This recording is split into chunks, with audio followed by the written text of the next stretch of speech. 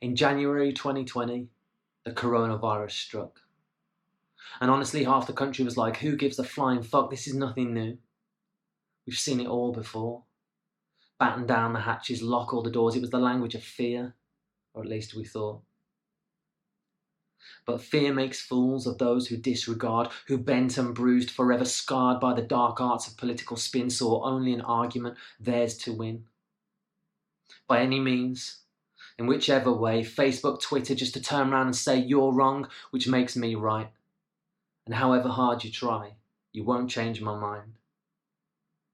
I mean, how often do we see our peers concede, retreat to take another view? Like I'm considering things I hadn't considered until this conversation grew. Not nearly enough for me. And despite my belief that it's possible for each and every one of us to step outside, to reach up high, to grasp a better you or I, the truth is, most people just don't try. And just for a minute, let's get real. In these changing times when the virus kills and our loved ones die alone beneath the cold, bright lights and the bare white walls of the hospital wards, there was an opportunity for us all to come together like never before as we stare down the barrel of a biological gun, each and every one of us faced with the fact that tomorrow might not come. It felt as if the world had moved as one.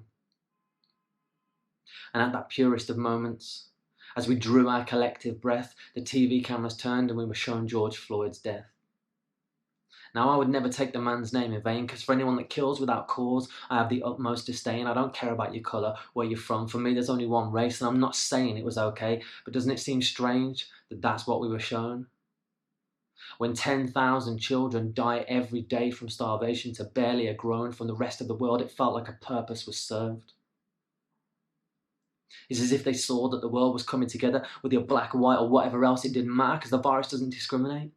It's not governed by the laws of hate. You could be in Barbados or Barnard Castle and share the same fate. It was impossible to escape that fact.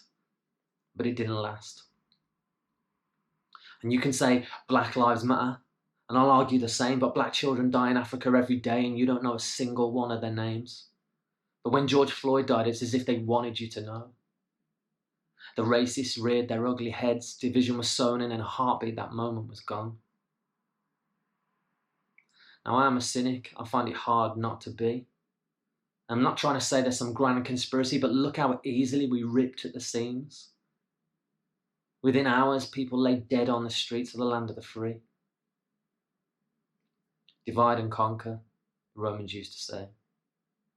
Well, that shit worked back then and it still works today. We've got to be smarter than that. We can't play into the hands of the sycophants and psychopaths who seek to tear us apart. It's not enough to half-heartedly claim that we're all one consciousness or there's no real difference between us. You've got to live what you believe. If you want to see unity, then you've got to be unity. It's a change in how we perceive ourselves. So if you're looking around at others and the things that they do, then you're missing the fundamental point. That change begins with you.